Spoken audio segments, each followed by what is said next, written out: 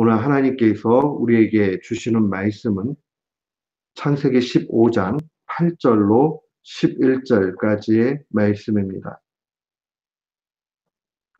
창세기 15장 8절부터 11절까지의 말씀. 우리 8절부터 같은 마음으로 봉독토록 합니다. 그가 가로되 주 여호와여, 내가 이 땅으로 업을 삼을 줄을 무엇으로 알리까? 여호와께서 그에게 이르시되 나를 위하여 3년 된 암소와 3년 된 암염소와 3년 된 수양과 산비둘기와 집비둘기를 취함지니라. 아브라함이 그 모든 것을 취하여 그 중간을 쪼개고 그 쪼갠 것을 마주 대하여 놓고 그 새는 쪼개지 아니하였으며 소개가 그 사치 위에 내릴 때에는 아브라함이 쫓았더라. 아멘. 저는 오늘 본문 말씀을 통해서 하나님의 임재 가운데 확신하는 삶이라는 제목으로 주의 말씀을 선포하도록 하겠습니다. 우리는 때때로 하나님 앞에 질문할 때가 있습니다. 신앙의 질문을 하다 보면 하나님께서 명확하게 우리가 이해하기 쉽게 그렇게 말씀해 주실 때도 있지만 더 많은 경우에는 말씀을 안 하시는 듯 그게 침묵하게 느껴지기도 하고 어떨 때는 뭔가 있는 것 같은데 너무나 추상적이고 그 차원을 파악하기 어려울 때가 분명히 있습니다. 좀 저급하게 표현한다면 답변 같지 않은 답을 주실 때가 있지 않은가 그런 생각이 들 때가 분명히 있습니다. 오늘 본문 말씀도 그와 매우 유사한 것으로 보입니다. 이 아브라함이 물어보죠. 8절에 하나님, 내가 이 땅으로 기업을 삼을 줄을 무엇으로 알 수 있습니까? 라고 얘기하니 주님께서 9절부터 갑자기 재물을 취해가지고 하나님 앞에 나아가는 그 방식에 대해서 설명하고 계십니다. 오늘 9절부터 10절까지 나와 있는 이 재물을 쪼개서 하나님 앞에 두는 이 일은 작게는 예배에 관한 것이고 또 넓게는 언약을 체결하는 그 일로 우리는 볼 수 있습니다. 너무나 낯설지요. 기업을 이 땅으로 주신 걸 어떻게 알지요? 라고 질문하니 하나님의 답변은 언약 체결하자 하고 갑자기 그 말씀을 합니다. 과연 왜 하나님은 좀 명확한 답을 우리에게 주시면 좋을 것 이렇게 할까? 오늘 우리는 주님의 말씀 가운데 특별히 지상에 예수 그리스도께서 계시면서 주셨던 말씀을 기억하면 어렴풋이나마 그 해답을 찾게 됩니다. 마태복음 5장 37절에 예수님 말씀하시기를 오직 너희 말은 옳다 옳다 아니라 아니라 하라. 이에서 지나는 것은 악으로부터 난다라고 그렇게 증거합니다.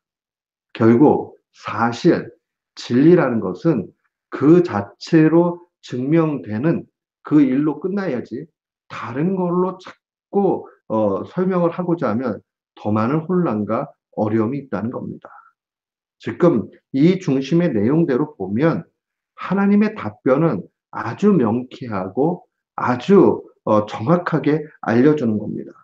아, 이러이러한 이유 때문에 이게 너의 기업이 될 거야 라고 얘기한다고 인간의 악함이 만한 그런 존재가 되지 못합니다. 그저 하나님과의 관계 속에서 경험되어지고 깨달아지고 하나님의 이끄심을 바라볼 때에 그때 비로소 우리는 하나님이 하나님이신 것을 분명히 알게 됩니다. 하나님의 그 입에서 나오는 말씀이 어떠한 논리적인 증명이 필요한 것이 아니라 오히려 이 믿음의 기초에 다른 말로 얘기하면 순종하면서 체험으로 나아가기를 원한다는 겁니다.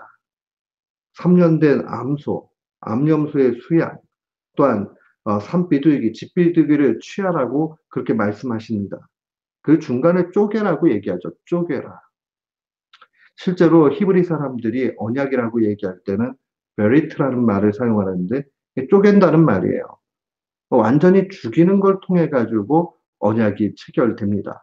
여기에는 몇 가지 의미가 있지만 가장 중요한 의미 가운데 하나는 바로 상호 간의 언약이 파기가 되면 죽음으로써 갚을 수밖에 없다라는 아주 엄유한 그러한 내용이 담겨져 있습니다.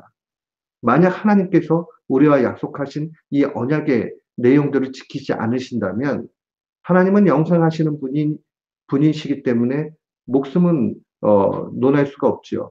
그러나 그의 명예는 엄청난 손상을 입을 수밖에 없습니다. 우리는 만약에 그 언약 가운데 순종하지 않으면 영원한 형벌 가운데 죽을 수밖에 없습니다. 그런데 이 언약 체결을 통해서 이것으로 족하다는 말씀입니다. 그 말은 무엇일까요? 하나님은 신실하시기 때문에 그의 입에서 나오시는 모든 말씀은 그대로 된다 하는 것을 분명하게 알려주는 겁니다. 그러니 언약 체결 외에 다른 걸로 뭘 이야기해 주거나 답변을 주실 이유가 전혀 없습니다. 우리도 신앙생활 하다 보면 우리가 믿음이 연약하고 또 그런 차원에서는 하나님이 꼼꼼히 알려주실 때 있지만은 더 많은 경우에는 너무나 큰 그림 속에서 뜬구름을 잡는 것 같이 안개 속을 걷는 것 같이 그렇게 이끄실 때가 분명히 있습니다. 그때에 그 부분에 대해서 우리는 생각을 해야 됩니다. 아하, 하나님이 단순하게 그 하나님 말씀 그대로를 믿고 순종하기를 원하시는구나 하는 것을 볼 수 있어야 됩니다. 오늘 본문에 나와 있는 구절에 이 3년 된 암소, 3년 된 암염소, 또 수양, 산비둘기, 집비둘기 이 제물들은 특별히 무엇을 상징하느냐? 흠없는 제물로 하나님 앞에 예배를 드리는 것이고 이거 바로 예수 그리스도를 예표합니다. 예수 그리스도를 예표하기 때문에 우리가 신앙 가운데 신앙의 길을 걸어간다 하는 것은 예수 그리스도께 집중하는 그런 삶을 이야기하는 겁니다. 히브리서 기자, 특별히 구약의 이 율법에 능통했던 학자였던 히브리서 기자는 히브리서 9장 13절로 14절에 이렇게 증거합니다. 염소와 황소의 피와 및 암송아지의 죄를 부정한 자에게 뿌려 그 육체를 정결하게 하여 거룩하게 하거든 하물며 영원하신 성령으로 말미암아 흠없는 자기를 하나님께 드린 그리스도의 피가 어찌 너희 양심을 죽은 행실에서 깨끗하게 하고 살아계신 하나님을 섬기게 하지 못하겠느냐라고 증거합니다. 동물의 피를 가지고도 정결하게 제물로 그렇게 나아갔는데 하물며 예수 그리스도의 보혈 능력 그것이 왜 우리를 정결케 하지 못하고 하나님을 섬기지 못하게 만들겠는가라고 반문합니다. 그렇게 될 수밖에 없다. 자명하다라고 말씀하시는 겁니다. 사랑하는 성도 여러분, 우리는 분명히 이 사실을 놓쳐야 됩니다. 붙잡아야 됩니다. 예수 그리스도, 그 예수 그리스도의 보혈의 능력, 그 십자가, 이것이 우리 신앙의 모든 근거가 된다 하는 것을 분명히 기억해야 됩니다. 오늘 본문의 11절에 보면 갑자기 솔개가 사체 위에 내리는 것을 보게 됩니다. 솔개는 피냄새를 맡으면 분명히 내립니다. 솔개는 상징입니다. 무엇을 상징합니까? 이 사체를 훼손하기 위해서 오는 존재가 바로 솔개입니다. 흔적을 없애려고 하는 거죠. 그러니 예수 그리스도의 보혈, 그의 죽으심의 흔적, 부활의 능력, 이것을 다 없애려고 하는 이 솔개가 분명히 있기 마련입니다. 그때 아브라함이 솔개를 쫓지요. 왜요? 그것은 언약의 흔적을 없애려고 하는 그러한 영적 실체를 상징으로 보여주기 때문입니다. 사탄의 유혹입니다. 사탄이 유혹하고 자꾸 예수 그리스도의 흔적을 없애려고 합니다. 오늘날의 교회는 어떻습니까? 많은 사람들이 탈식을 합니다. 마이클 호돈 같은 그런 학자들은 단편적으로 현대 교회를 일컬어서 그리스도 없는 기독교라는 말로 설명을 합니다.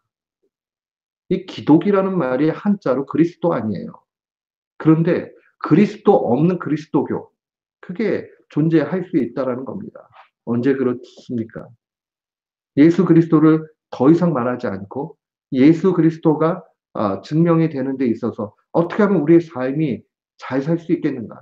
도구로 전락해 버렸다는 겁니다. 돈 벌고 편안하고 안락하고 성공하고 하는 도구로서 그리스도가 필요한 시절이 되었습니다. 올해는 다시 본질로 돌아가야 됩니다. 예수 그리스도 없는 기독교 신앙, 그것은 아무것도 아닌 게 됩니다. 예수 그리스도의 십자가, 예수 그리스도의 보혈, 예수 그리스도의 부활, 이 예수 그리스도가 우리의 삶의 전부가 돼야 합니다.